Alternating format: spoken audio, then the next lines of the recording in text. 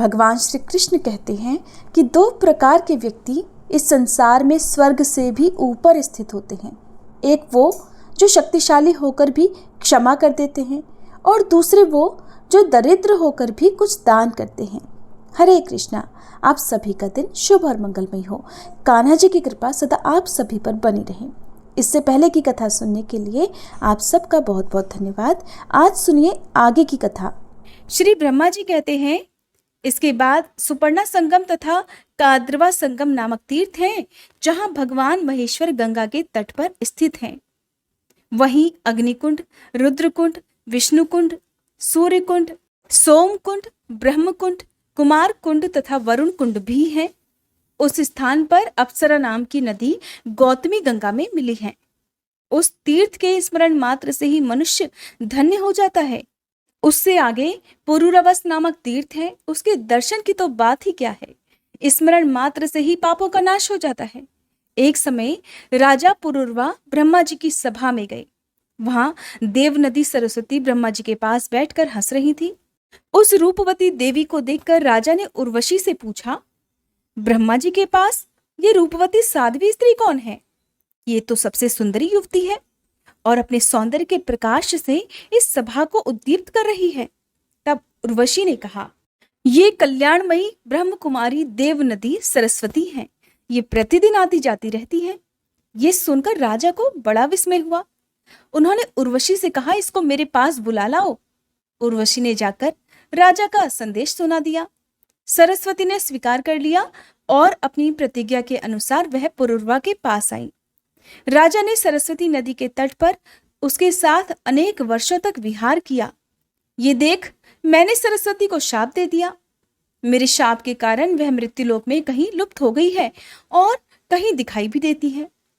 जहां सरस्वती नदी गंगा में मिली है, वहां पहुंचकर राजा पुरुरवा ने तपस्या की और महादेव जी की आराधना करके गंगा जी के प्रसाद से संपूर्ण अभीष्ट को प्राप्त कर लिया। तब से उस स्थान का नाम पुरुरव तीर्थ, सरस्वती संगम और ब्रह्म तीर्थ पड़ गया।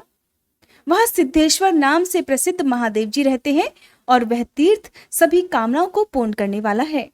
उसके सिवा सावित्री, गायत्री, श्रद्धा, मेधा और सरस्वती ये 5 पुण्य तीर्थ हैं।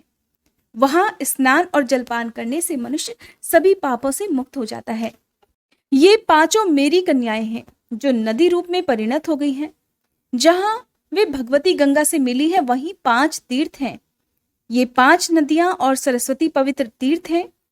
मनुष्य उनमें स्नान, दान आदि जो कुछ भी करता है, वह सब अभिलषित वस्तुओं को देने वाला तथा निष्कर्म से बढ़कर मोक्ष का साधक माना गया है। शमी तीर्थ के नाम से जिसकी प्रसिद्धि है, वह भी सभी पापों को शांत करने वाला है। नारद, अब उस तीर्थ की कथा सुनाता हूं, सावधान होकर सुनो। पूर्व काल में प्रेव्रत नाम से प्रसिद्ध क्षत्रिय राजा हुए हैं। उन्होंने गोदावरी के दक्षिण तट पर अश्वमेध यज्ञ की दीक्षा ली। उस यज्ञ के पुरोहित हुए वशिष्ठ जी। एक दिन की बात है, उस यज्ञ में हिरण्यक नाम का एक दानव आ गया। महर्षि वशिष्ठ ने अपने ब्रह्मदंड से सभी दैत्यों को मार भगाया। फिर पुनः यज्ञ आरंभ हुआ। दैत्य अपनी सेना के साथ भाग खड़ा हुआ। वहां निम्नांकित तीर्थों ने अश्वमेध यज्ञ के फल दिए।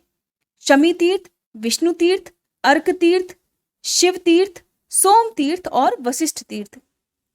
यज्ञ समाप्त होने पर देवताओं और ऋषियों ने वशिष्ठ और प्रेव्रत से कहा, इन तीर्थों ने अश्वमेध यज्ञ का फल दिया है, अतः इनमें स्नान दान करने से मनुष्य अश्वमेध यज्ञ का पुण्य फल प्राप्त कर सकेगा, इसमें तनिक भी संदेह नहीं है। मुने, गौतमी में एक स्थान पर अनेक नदियां मिली हैं। उन सब के नाम पृथक पृथक तीर्थ हैं।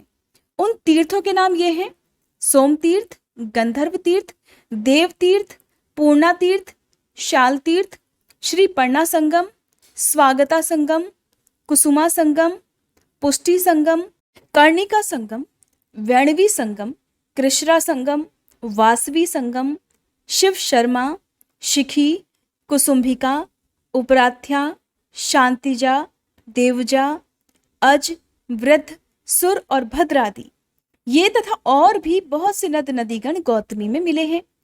पृथ्वी पर जितने तीर्थ हैं वे सभी देवगिरी पर गए थे। फिर वे ही क्रमशः गंगा में आ मिले। कोई नदी रूप में था और कोई नद रूप में।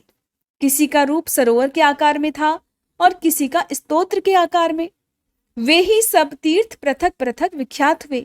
उन सब में किया हुआ स्नान, जप, होम, पितृतर्पण आदि कर्म समस्त कामनाओं की पूर्ति करने वाला और मुक्तिदायक माना गया है। जो इनके नामों का पाठ अथवा स्मरण करता है वह सब पापों से मुक्त होकर भगवान विष्णु के धाम में जाता है। वृद्धा संगम नामक एक प्रसिद्ध तीर्थ है जहां वृद्धेश्वर नामक शिव का निवास है। उस तीर्थ की कथा सभी पापों का नाश करने वाली है। अब उस तीर्थ की कथा भी सुनो। पूर्व काल में एक महातपस्वी मुनि थे। उनका नाम था वृद्ध गौतम। वे जब बालक थे तब किसी तरह पिता ने उनका यज्ञोपवीत मात्र कर दिया। इसके बाद वे बाहर भ्रमण करने को चले गए। उन्हें केवल गायत्री मंत्र याद था। वे वेदों का अध्ययन और शास्त्रों का अभ्यास नहीं कर सके, केवल गायत्री का ही जप और अग्निहोत्र नियम पूर्वक कर लिया करते थे। इतने से ही उनका ब्राह्मणत्व सुरक्षित था। विधि पूर्वक अग्नि की उपासना और गायत्री जप करने से उनकी आयु बहुत बढ़ गई थी और यों भी उनकी अवस्था अधिक हो चुकी थी, किंतु विवाह नहीं हो सका था। कोई उन्हें कन्या देने वाला मिला ही नहीं। गौतम भिन्न भिन्न तीर्थों, वनों और पवित्र आश्रमों में भ्रमण करते रहे। घूमते घूमते शीतगिरी पर चले गए और वहीं रहने लगे। वहां उन्होंने एक रमणीय गुफा देखी जो लताओं और वृक्षों से घिरी हुई थी। उसमें एक अत्यंत दुर्बल वृद्धा तपस्विनी रहती थी। उसके सभी अंग शिथिल हो गए थे। वह वीतरागा ब्रह्मचारिणी थी और एकांत में रहा करती थी। उसे देख मुनि श्रेष्ठ गौतम नमस्कार करने के लिए खड़े हो गए। तब वृद्धा ने कहा, आप मेरे गुरु होंगे, अतः मुझे प्रणाम मत कीजिए। जिसे गुरु नमस्कार करता है उसकी आयु, विद्या, धन, कीर्ति, धर्म और स्वर्ग आदि सब नष्ट हो जाते हैं। ये सुनकर गौतम बड़े आश्चर्य में पड़े। वे हाथ जोड़कर बोले, तुम वृद्धा तपस्विनी हो, गुणों में भी मुझसे बड़ी चढ़ी हो और मैं तो बहुत कम पढ़ा लिखा और अवस्था में भी छोटा हूं, फिर मैं भला तुम्हारा गुरु कैसे हो सकता हूं? तब वृद्धा ने कहा, आष्टी चेषण के प्रियपुत्र ऋतध्वज थे। वे बड़े गुणवान, बुद्धिमान, शूरवीर तथा क्षत्रिय धर्म में तत्पर रहने वाले थे। एक दिन वे शिकार खेलने के लिए वन में आए और इसी गुफा में आकर विश्राम करने लगे। यहां उन पर एक सुंदरी अप्सरा की दृष्टि पड़ी। उसका नाम सुश्यामा था। वह गंधर्व राज की कन्या थी।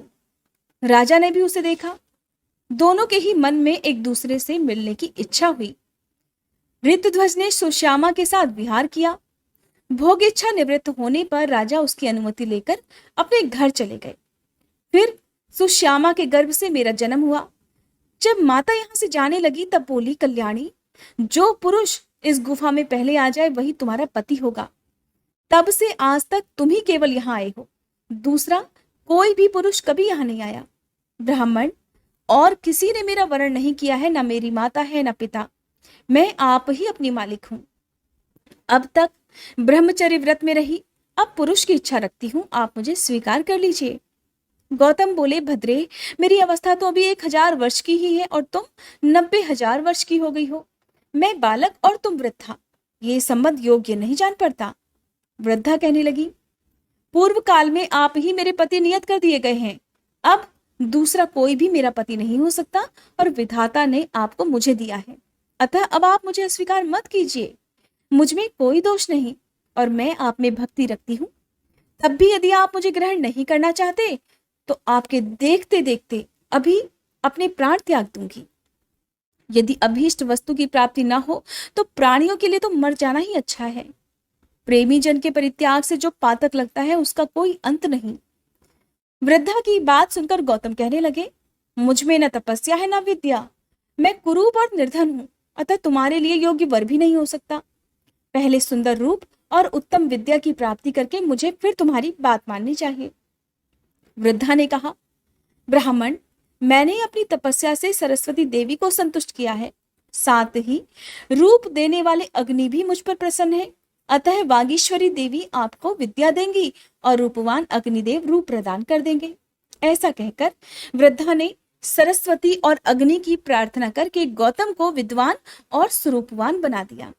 तब उन्होंने बड़ी प्रसन्नता के साथ वृद्धा को अपनी पत्नी बनाया और कितने ही वर्षों तक उसके साथ विहार किया। एक दिन वशिष्ठ और वामदेव आदि महर्षि पुण्य तीर्थों में भ्रमण करते हुए उस गुफा में आए। गौतम और उनकी पत्नी ने वहां आए हुए ऋषि मुनियों का विधिवत स्वागत सत्कार किया। उनमें से कुछ लोगों ने गौतम का उपहास करते हुए पूछा, बूढ़ी माँ, ये तो बताओ, ये गौतम तुम्हारे पुत्र लगते हैं या पोते? कल्याणी, सच सच बताना। वृद्ध पुरुष के लिए युवती स्त्री विष के समान है और वृद्धा स्त्री के लिए युवा पुरुष अमृत के समान। प्रिय और अप्रिय का संयोग हमने दीर्घ काल के पश्चात अगर कहीं देखा तो बस यही देखा है। गौतम और उनकी पत्नी दोनों ही इस परिहास को सुनकर मौन रह गए। आतिथ्य ग्रहण करके सभी महर्षि चले गए। अब उनके जाने के बाद उनकी बातों को याद करके ये दोनों दंपति बड़े दुखी हुए। एक दिन स्त्री सहित गौतम ने मुनिवर अगस्त्य जी से पूछा, महर्षि, कौन सा देश ये तीर्थ ऐसा है जहां जाने से कल्याण की प्राप्ति हो सकती है? तब मुनिवर अगस्त्य ने कहा, हे ब्राह्मण, मैंने मुनियों के मुख से सुना है, गोदावरी नदी में स्नान करने से सभी कामनाएं पूर्ण हो जाती हैं। अगस्त्य मुनि की ये बात सुनकर गौतम उस वृद्धा के साथ गौतमी तट पर गए और कठोर तपस्या करने लगे। उन्होंने भगवान शंकर और विष्णु का स्तवन किया तथा पत्नी के लिए गंगा जी को भी संतुष्ट किया। गौतम ऋषि बोले, हे शिव, जिनका हृदय व्यथित है, ऐसे पुरुषों के लिए संसार में पार्वती सहित आप ही शरण हैं। ठीक वैसे ही जिस प्रकार मरुभूमि के पथिकों के लिए वृक्ष ही आश्रय होता है, भगवान श्री कृष्ण आप ही छोटे बड़े सब भूतों के पापों का सर्वथा निवारण करने वाले हैं। जैसे सूखती हुई खेती को मेघ ही सींचकर हरा भरा करता है। सुधामयी तरंगों से सुशोभित है गौतमी, तुम वैकुंठ रूपी दुर्ग में पहुंचने के लिए सीढ़ी हो। हम अधोगति में पड़कर संतप्त हो रहे हैं। माते, तुम हमारे लिए शरण हो जाओ। सबको शरण देने वाली गौतमी गंगा गौतम के स्तोत्र से प्रसन्न होकर बोली, ब्राह्मण, तुम मंत्र पढ़ते हुए मेरे जल से अपनी पत्नी का अभिषेक करो। इससे यह रूपवती हो जाएगी। इसके सभी अंग मनोहर होंगे, नेत्रों में भी सुंदरता आ जाएगी तथा ये सभी प्रकार के शुभ लक्षणों से शोभा पाने लगेगी। गंगा जी के आदेश से दोनों ने ऐसा ही किया। अतः उनकी कृपा से दोनों पति पत्नी सुंदर रूप वाले हो गए। उनके अभिषेक का जो जल था वह नदी रूप में परिणत हो गया। वृद्धा नाम से ही उस नदी की ख्याति हुई। गौतम ने जो शिवलिंग की स्थापना की वह भी वृद्धा के ही नाम पर वृद्धेश्वर कहलाया। वहीं मुनिश्रेष्ठ गौतम ने वृद्धा के साथ पूर्ण आनंद भी प्राप्त किया। तब से उस तीर्थ का नाम वृद्धा संगम हो गया और वहां किया हुआ स्नान और दान सभी मनोरथों को सिद्ध करने वाला है। हरे कृष्णा। आज के महात्म्य में बस इतना ही। अब सुनिए कल से आगे की पौराणिक कथा। पुलत्स्य जी बोले, राजन, पूर्व समय में स्वयं भगवान ने जब रघुवंश में अवतार लिया था तब वहां वे श्री राम नाम से विख्यात हुए। तब उन्होंने लंका में जाकर रावण को मारा और देवताओं का कार्य किया। इसके बाद वे वन से लौटकर पृथ्वी के राज्य सिंहासन पर स्थित हुए। उस समय उनके दरबार में अगस्त्य आदि महात्मा ऋषि उपस्थित हुए। महर्षि अगस्त्य जी की आज्ञा से द्वारपाल ने तुरंत जाकर महाराज को ऋषियों के आने की सूचना दी। सूर्य के समान तेजस्वी महर्षियों को द्वार पर आया जान श्री राम जी ने द्वारपाल से कहा, तुम शीघ्र ही उन्हें भीतर ले आओ। श्री राम जी की आज्ञा से द्वारपाल ने उन मुनियों को सुखपूर्वक महल के भीतर पहुंचा दिया। उन्हें आया देख रघुनाथ जी हाथ जोड़कर खड़े हो गए और उनके चरणों में प्रणाम करके उन सबको आसनों पर बिठाया। इसके बाद पुरोहित वशिष्ठ जी ने पाद्य, अर्घ्य और आचमन निवेदित करके उनका आतिथ्य सत्कार किया। इसके बाद श्री राम जी ने जब उनसे कुशल समाचार पूछा तब वे वेदवेत्ता महर्षि अगस्त्य जी को आगे करके इस प्रकार बोले, महाबाहो, आपके प्रताप से सर्वत्र कुशल है। रघुनंदन, बड़े सौभाग्य की बात है कि शत्रुदल का संहार करके लौटे हुए आपको हम लोग सकुशल देख रहे हैं। कुलघाती, पापी और दुरात्मा रावण ने आपकी पत्नी को हर लिया था। वह उन्हीं के तेज से मारा गया। आपने उसे युद्ध में मार डाला। रघुसिंह, आपने जैसा कर्म किया है वैसा कर्म करने वाला इस संसार में दूसरा कोई नहीं है। राजन, हम सब लोग यहाँ आपसे वार्तालाप करने के लिए आए हैं। इस समय आपका दर्शन करके हम पवित्र हो गए। आपके दर्शन से हम वास्तव में आज तपस्वी हुए हैं। आपने सबसे शत्रुता रखने वाले रावण का वध करके हमारे आंसू पोंछे हैं और सब लोगों को अभयदान दिया है। हमने आपका दर्शन और आपके साथ संभाषण कर लिया। अब हम लोग अपने अपने आश्रम को जाएंगे। रघुनंदन, आप भविष्य में कभी हमारे आश्रम पर भी आइएगा। पुलत्स्य जी कहते हैं, भीष्म ऐसा कहकर वे मुनि उसी समय अंतर्ध्यान हो गए। उनके चले जाने पर धर्मात्माओं में श्रेष्ठ श्री राम जी ने सोचा, अहो, मुनि अगस्त्य ने मेरे सामने जो ये प्रस्ताव रखा है कि रघुनंदन फिर कभी मेरे आश्रम पर भी आना, तब अवश्य ही मुझे महर्षि अगस्त्य के यहाँ जाना चाहिए और देवताओं की कोई गुप्त बात हो तो उसे सुनना चाहिए, या फिर यदि वे कोई दूसरा काम बताएं तो उसे भी करना चाहिए। ऐसा विचार कर महात्मा रघुनाथ जी पुनः प्रजा पालन में लग गए। एक दिन एक बूढ़ा ब्राह्मण जो उसी प्रांत का रहने वाला था, अपने मरे हुए पुत्र को लेकर राजद्वार पर आया और इस प्रकार कहने लगा कि बेटा, मैंने पूर्व जन्म में ऐसा कौन सा पाप किया है जिससे तुझ इकलौते पुत्र को आज मैं मौत के मुंह में पड़ा देख रहा हूँ। निश्चय ही ये महाराज श्री राम जी का ही दोष है, जिसके कारण तेरी मृत्यु इतनी जल्दी आ गई। रघुनंदन, अब मैं भी अपनी पत्नी सहित प्राण त्याग दूंगा, फिर आपको बाल हत्या, ब्रह्म हत्या और स्त्री हत्या ये तीनों पाप लगेंगे। रघुनाथ जी ने उस ब्राह्मण की दुख और शोक में भरी सारी बात सुनी। फिर उसे चुप कराकर महर्षि वशिष्ठ जी से पूछा, गुरुदेव, ऐसी अवस्था में इस अवसर पर मुझे अब क्या करना चाहिए? इस ब्राह्मण की कही हुई बात सुनकर मैं किस प्रकार अपने दोष का मार्जन करूं, प्रायश्चित करूं? कैसे इस बालक को जीवन दान दूं? इतने में ही देवर्षि नारद वहां आ पहुंचे। वे वशिष्ठ मुनि के सामने खड़े होकर अन्य ऋषियों के पास महाराज श्री राम से बोले, रघुनंदन, इस बालक की जिस प्रकार अकाल मृत्यु हुई है उसका कारण बताता हूँ, सुनिए। पहले सतयुग में सब और ब्राह्मणों की ही प्रधानता थी। कोई ब्राह्मणोत्तर पुरुष तपस्वी नहीं होता था। उस समय सभी अकाल मृत्यु से रहित और चिरंजीवी होते थे। फिर त्रेता युग आने पर ब्राह्मण और क्षत्रिय दोनों की प्रधानता हो जाती है। दोनों ही तप में प्रवृत्त हो जाते हैं। द्वापर में वैश्यों में भी तपस्या का प्रचार हो जाता है। ये तीनों युगों के धर्म की विशेषता है। इन तीनों युगों में शूद्र जाति का मनुष्य तपस्या नहीं कर सकता। केवल कलयुग में शूद्र जाति को भी तपस्या का अधिकार होगा।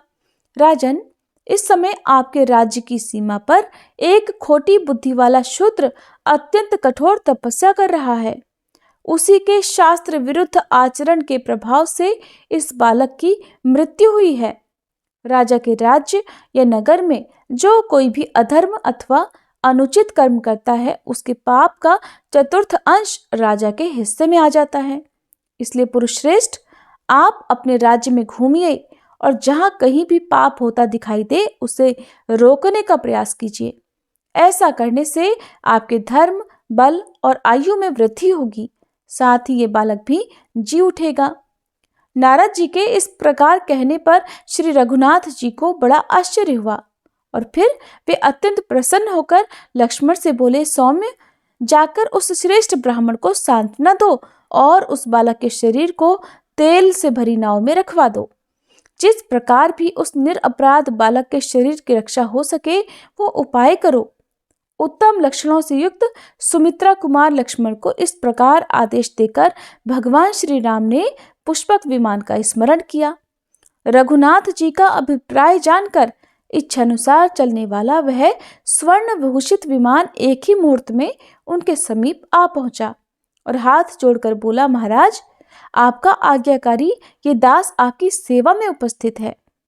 पुष्पक की सुंदर उक्ति सुनकर, सुंदर वाक्य सुनकर महाराज श्री राम महर्षि वशिष्ठ को प्रणाम करके उस विमान पर आरूढ़ हुए और धनुष, भाथा और चमचमाता हुआ खड्ग लेकर तथा लक्ष्मण और भरत को नगर का भार सौंपकर दक्षिण दिशा की ओर चल दिए। दंडकारण्य वन के पास पहुंचने पर एक पर्वत के दक्षिण किनारे बहुत बड़ा तालाब था। रघुनाथ जी ने देखा उस सरोवर के तट पर एक तपस्वी नीचे मुंह किए लटक रहा है और बड़ी कठोर तपस्या कर रहा है। भगवान श्री राम उस तपस्वी के पास जाकर बोले, तापस, मैं दशरथ जी का पुत्र श्री राम हूँ और कौतूहलवश आपसे एक प्रश्न पूछता हूँ। मैं ये जानना चाहता हूँ कि आप किस लिए तपस्या करते हो। ठीक ठीक बताओ, तुम ब्राह्मण हो या दुर्जय क्षत्रिय, तीसरे वर्ण में उत्पन्न वैश्य हो या शूद्र। तपस्या सत्य स्वरूप है और नित्य है। उसका उद्देश्य है स्वर्ग आदि उत्तम लोकों की प्राप्ति। तप सात्विक, राजस और तामस 3 प्रकार का होता है।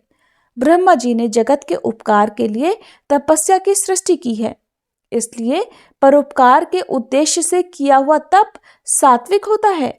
क्षत्रियोचित तेज की प्राप्ति के लिए किया जाने वाला भयंकर तप राजस कहलाता है, और जो दूसरों का नाश करने के लिए अपने शरीर को अस्वाभाविक रूप से कष्ट देते हुए तपस्या की जाती है, वह आसुर अर्थात तामस कही जाती है। तुम्हारा भाव तो आसुर जान पड़ता है और मुझे ऐसा लगता है कि तुम द्विज नहीं हो। अनायास ही महान कर्म करने वाले श्री रघुनाथ जी के ऐसे वचन सुनकर नीचे मस्तक करके लटका हुआ शूद्र उसी अवस्था में लटके लटके ही बोला, राजन, आपका स्वागत है। रघुनंदन, चिरकाल के बाद मुझे आपका दर्शन हुआ है। मैं आपके पुत्र के समान हूँ। आप मेरे लिए पिता के समान हैं, क्योंकि राजा तो सभी के पिता होते हैं। महाराज, आप हमारे पूजनीय हैं। हम आपके राज्य में तपस्या करते हैं, उसमें आपका भी भाग है। विधाता ने पहले ही ऐसी व्यवस्था कर दी है। राजन, आप धन्य हैं जिनके राज्य में तपस्वी लोग इस प्रकार सिद्धि की इच्छा रखते हैं। मैं शूद्र योनि में उत्पन्न हुआ हूँ और कठोर तपस्या में लगा हुआ हूँ। पृथ्वीनाथ, मैं झूठ नहीं बोलता, क्योंकि मुझे देवलोक प्राप्त करने की इच्छा है। मेरा नाम शंबुक है। वो इस प्रकार बातें कर ही रहा था कि श्री रघुनाथ जी ने म्यान से चमचमाती हुई तलवार निकाली और उसका मस्तक धड़ से अलग कर दिया। उस शूद्र के मारे जाने पर इंद्र और अग्नि आदि देवता साधु साधु कहकर बारंबार श्री रामचंद्र जी की प्रशंसा करने लगे। आकाश से श्री राम जी के ऊपर वायु देवता के छोड़े हुए दिव्य फूलों की सुगंध भरी वर्षा होने लगी। जिस क्षण ये शूद्र मारा गया, ठीक उसी समय वह बालक जी उठा। पुलस्त जी कहते हैं, इसके बाद देवता लोग अपने बहुत से विमानों के साथ वहां से चल दिए। श्री राम जी ने भी शीघ्र ही महर्षि अगस्त्य के तपोवन की ओर प्रस्थान किया। फिर श्री रघुनाथ जी पुष्पक विमान से उतरे और मुनिश्रेष्ठ अगस्त्य जी को प्रणाम करने के लिए उनके पास गए। श्री राम बोले, मुनिश्रेष्ठ, मैं दशरथ का पुत्र श्री राम आपको प्रणाम करने के लिए सेवा में उपस्थित हुआ हूँ। आप अपनी सौम्य दृष्टि से मेरी ओर देखिए। इतना कहकर उन्होंने बारंबार मुनि के चरणों में प्रणाम किया और कहा, भगवान, मैं शंबुक नामक शूद्र का वध करके आपके दर्शन की इच्छा से यहाँ आया हूँ। कहिए, आपके शिष्य कुशल से है ना? इस वन में कोई उपद्रव तो नहीं है? अगस्त्य जी बोले, रघुश्रेष्ठ, आपका स्वागत है। जगतवंद्य सनातन परमेश्वर, आपके दर्शन से आज मैं इन मुनियों सहित पवित्र हो गया। आपके लिए ये अर्घ्य प्रस्तुत है, इसे स्वीकार करें। आप अपने अनेकों उत्तम गुणों के कारण सदा सबके सम्मान पात्र हैं। मेरे हृदय में तो आप सदा ही विराजमान रहते हैं, अतः मेरे परम पूज्य हैं। आपने अपने धर्म से ब्राह्मण के मरे हुए बालक को जिला दिया। भगवान, आज रात को आप यहाँ मेरे पास ही रहिए। महामते, कल सवेरे आप पुष्पक विमान से अयोध्या को लौट जाइएगा। सौम्य, ये आभूषण विश्वकर्मा का बनाया हुआ है। ये दिव्य आभरण है और अपने दिव्य रूप और तेज से जगमगा रहा है। राजन, आप इसे स्वीकार करके मेरा प्रिय कीजिए, क्योंकि प्राप्त हुई वस्तु का पुनः दान कर देने से महान फल की प्राप्ति बताई गई है। श्री राम ने कहा, ब्राह्मण, आपका दिया हुआ दान लेना मेरे लिए तो बहुत निंदा की बात होगी। क्षत्रिय जानबूझकर ब्राह्मण का दिया हुआ दान कैसे ले सकता है? ये बात आप मुझे बताइए। किसी आपत्ति के कारण मुझे कष्ट हो, ऐसी बात भी नहीं है, फिर दान कैसे लूं? इसे लेकर मुझे केवल दोष का भागी होना पड़ेगा, इसमें बिल्कुल भी संदेह नहीं। तब अगस्त्य जी बोले, श्री राम, प्राचीन सतयुग में जब अधिकांश मनुष्य ब्राह्मण ही थे, तब समस्त प्रजा राजा से हीन थी। एक दिन सारी प्रजा पुराण पुरुष ब्रह्मा जी के पास राजा प्राप्त करने की इच्छा से गई और कहने लगी, लोकेश्वर, जैसे देवताओं के राजा देवादिदेव इंद्र हैं, उसी प्रकार हमारे कल्याण के लिए भी इस समय एक ऐसा राजा नियत कीजिए जिसे पूजा और भेंट देकर सब लोग पृथ्वी का उपभोग कर सकें। तब देवताओं में श्रेष्ठ ब्रह्मा जी ने इंद्र सहित समस्त लोकपालों को बुलाकर कहा कि तुम सब लोग अपने अपने तेज का अंश यहाँ एकत्रित करो। तब सभी लोकपालों ने मिलकर 4 भाग दिए। वो भाग अक्षय था, उससे अक्षय राजा की उत्पत्ति हुई। लोकपालों के उस अंश को ब्रह्मा जी ने मनुष्यों के लिए एकत्रित किया, उसी से राजा का प्रादुर्भाव हुआ, जो प्रजाओं के हित साधन में कुशल होता है। इंद्र के भाग से राजा सब पर अपना आदेश चलाता है। वरुण के अंश से समस्त देहधारियों का पोषण करता है। कुबेर के अंश से वह याचकों को धन देता है और राजा में जो यमराज जी का अंश है, उसके द्वारा वह अपनी प्रजा को दंड देता है। रघुश्रेष्ठ, उसी इंद्र के भाग से आप भी मनुष्यों के राजा हुए हैं, इसलिए प्रभु मेरा उद्धार करने के लिए ये आभूषण ग्रहण कीजिए। पुलत्स्य जी कहते हैं, राजन, तब श्री रघुनाथ जी ने महात्मा अगस्त्य के हाथ से वह दिव्य आभूषण ले लिया, जो बहुत ही विचित्र था और सूर्य की तरह चमक रहा था। उसे लेकर वे बहुत देर तक निहारते रहे। बार बार विचार करने लगे कि ऐसे रत्न तो मैंने विभीषण की लंका में भी नहीं देखे।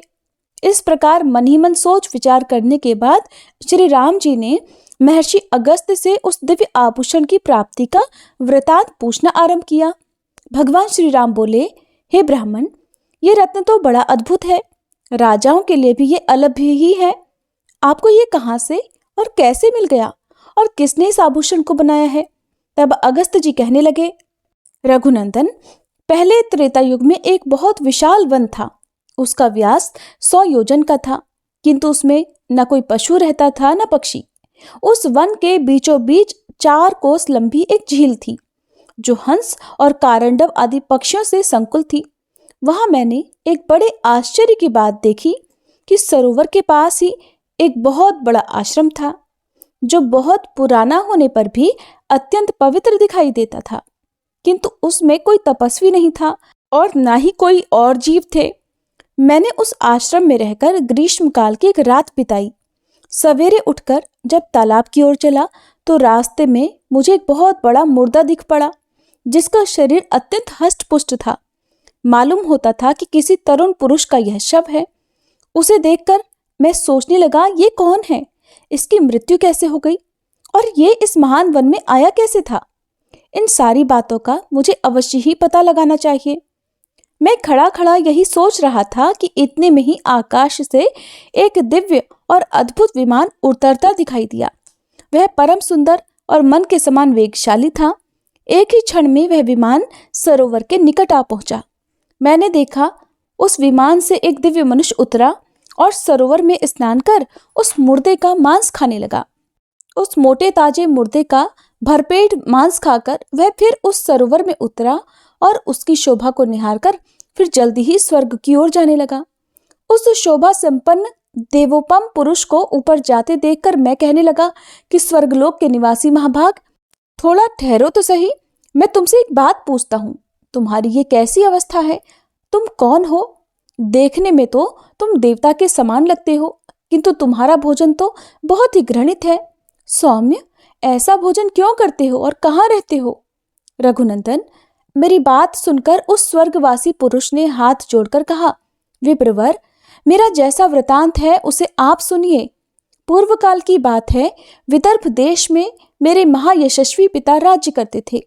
वे वसुदेव के नाम से त्रिलोकी में विख्यात और परम धार्मिक थे। उनकी 2 पत्नियां थीं। उन दोनों से एक एक करके 2 पुत्र हुए थे। मैं उनका ज्येष्ठ पुत्र था और लोग मुझे श्वेत कहते थे। मेरे छोटे भाई का नाम सुरथ था। पिताजी की मृत्यु के बाद पूर्ववासियों ने विदर्भ देश के राज्य पर मेरा अभिषेक कर दिया। मुझे राजा बना दिया और फिर मैं वहां पूरी सावधानी के साथ राज्य संचालन करने लगा। इस प्रकार राज्य और प्रजा का पालन करते करते मुझे कई हजार वर्ष बीत गए। एक दिन किसी निमित्त को लेकर मुझे प्रबल वैराग्य हो गया और मैं मृत्यु पर्यंत तपस्या का निश्चय करके इस तपोवन में चला आया। राज्य पर मैंने अपने छोटे भाई महारथी सुरथ का अभिषेक कर दिया। फिर इस सरोवर पर आकर मैंने अत्यंत कठोर तपस्या आरंभ की। उसके प्रभाव से मुझे भुवनों में सर्वश्रेष्ठ कल्याणमय ब्रह्मलोक की प्राप्ति हुई, किंतु वहां पहुंचने पर मुझे भूख और प्यास अधिक सताने लगी। मेरी इंद्रियां तिलमिला उठी। मैंने त्रिलोकी के सर्वश्रेष्ठ देवता ब्रह्मा जी से पूछा कि भगवान, ये लोक तो भूख और प्यास से रहित सुना गया है, ये मुझे किस कर्म का फल प्राप्त हुआ है कि भूख और प्यास यहाँ भी मेरा पीछा नहीं छोड़ती? देव, जल्दी बताइए, मेरा आहार क्या है? महामुने, इस पर ब्रह्मा जी ने बहुत देर तक सोचने के बाद कहा, तात, पृथ्वी पर कुछ दान किए बिना यहाँ कोई वस्तु खाने को नहीं मिलती। तुमने उस जन्म में भिखारियों को कभी भीख तक नहीं दी। जब तुम राजभवन में रहकर राज्य करते थे, उस समय भूल से या मोहवश तुम्हारे द्वारा किसी अतिथि को भोजन नहीं मिला है, इसलिए यहाँ रहते हुए भी तुम्हें भूख और प्यास का कष्ट भोगना पड़ता है। राजन, तरह तरह के आहारों से जिसको तुमने भली भांति पुष्ट किया था, वह तुम्हारा उत्तम शरीर यहाँ पड़ा हुआ है। अब उसी का मांस खाओ, उसी से तुम्हारी तृप्ति होगी। ब्रह्मा जी के ऐसा कहने पर मैंने पुनः उनसे निवेदन किया कि प्रभो, अपने शरीर का भक्षण कर लेने पर भी मेरे लिए दूसरा कोई आहार नहीं रह जाता है जिससे इस शरीर की भूख मिट सके और जो कभी चुकने वाला ना हो, ऐसा कोई भोजन मुझे देने की कृपा कीजिए। तब ब्रह्मा जी ने कहा, तुम्हारा शरीर ही अक्षय बना दिया गया है, उसे प्रतिदिन खाकर तुम तृप्ति का अनुभव करते रहोगे। इस प्रकार अपने ही शरीर का मांस खाते खाते जब तुम्हारे 100 वर्ष पूरे हो जाएंगे, उस समय तुम्हारे विशाल और दुर्गम तपोवन में महर्षि अगस्त पधारेंगे। उनके आने पर ही तुम इस संकट से छूट पाओगे। राजर्षि, वे इंद्र सहित संपूर्ण देवताओं और असुरों का भी उद्धार करने में समर्थ हैं। फिर तुम्हारे इस घृणित आहार को छुड़ाना उनके लिए कौन बड़ी बात है? भगवान ब्रह्मा जी के ऐसे कथन सुनकर मैं अपने शरीर के मांस का घृणित भोजन करने लगा। विप्रवर, ये कभी नष्ट नहीं होता और इससे मेरी पूरी तरह तृप्ति भी हो जाती है, मेरा पेट भी भर जाता है। न जाने कब वे मुनि इस वन में आकर मुझे दर्शन देंगे। यही सोचते हुए मुझे 100 वर्ष पूरे हो गए हैं। ब्राह्मण, अब अगस्त मुनि ही मेरे सहायक होंगे, ये बिल्कुल निश्चित बात है। राजा श्वेत का ये कथन सुनकर और उनके उस घृणित आहार पर नजर डालकर मैंने कहा, अच्छा, तो तुम्हारे सौभाग्य से मैं आ गया। अब निसंदेह तुम्हारा मैं उद्धार करूंगा। तब वे मुझे पहचानकर दंड की तरह मेरे सामने पृथ्वी पर पड़ गए। ये देखकर मैंने उन्हें उठा लिया और कहा, बताओ, मैं तुम्हारा कौन सा उपकार करूं? राजा बोले, ब्राह्मण, इस घृणित भोजन से और जिस पाप के कारण ये मुझे प्राप्त हुआ है, उससे मेरा आज आप उद्धार कीजिए, जिससे मुझे अक्षय लोक की प्राप्ति हो सके। ब्रह्मर्षि, अपने उद्धार के लिए मैं यह दिव्य आभूषण आपको भेंट करता हूँ, इसे लेकर आप मुझ पर कृपा कीजिए। रघुनंदन, उस स्वर्गवासी राजा की ये दुख भरी बातें सुनकर उसके उद्धार की दृष्टि से ही वो दान मैंने स्वीकार किया, लोभवश स्वीकार नहीं किया था। उस आभूषण को लेकर जैसे ही मैंने अपने हाथ पर रखा, उसी समय उनका वह मुर्दा शरीर अदृश्य हो गया। फिर मेरी आज्ञा लेकर वे राजर्षि बड़ी प्रसन्नता के साथ विमान द्वारा ब्रह्मलोक को चले गए। इंद्र के समान तेजस्वी राजर्षि श्वेत ने ही मुझे ये सुंदर आभूषण दिया था और इसे देकर वे पाप से मुक्त हो गए। हरे कृष्णा। आज के अध्याय में बस इतना ही। इसके आगे की कथा आप सभी अगले अध्याय में जरूर सुनिएगा।